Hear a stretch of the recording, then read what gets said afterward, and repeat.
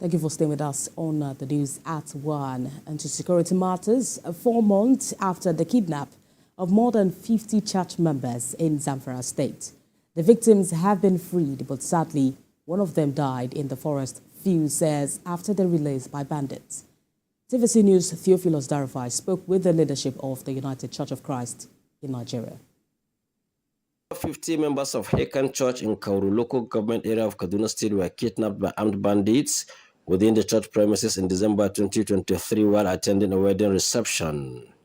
Barely 4 months later, the kidnapped victims regained their freedom.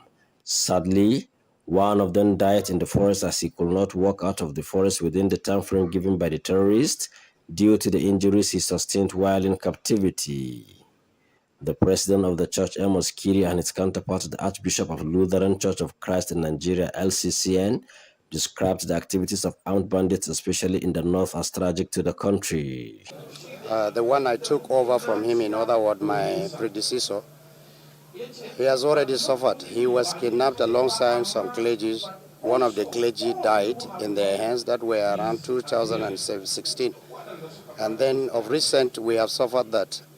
And they have taken about over 50 of our members, even though some of them escaped. But we have lost one instantly during the issue of kidnap. He was shot dead.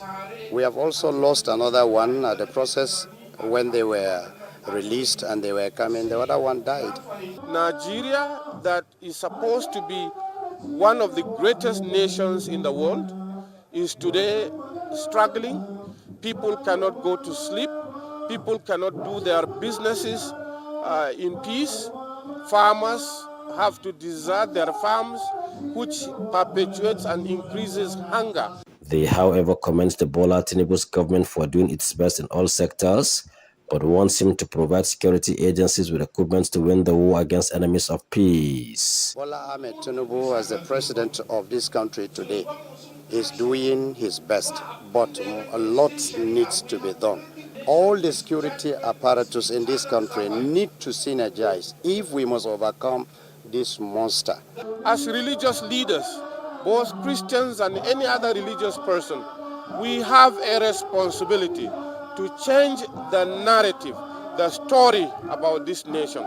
We must turn around from preaching violence and hatred to preaching love. That's the only way to go. This year's Hakan Convention brought together Christians from across the north and other parts of the country. Theophilus Darofai, TVC News.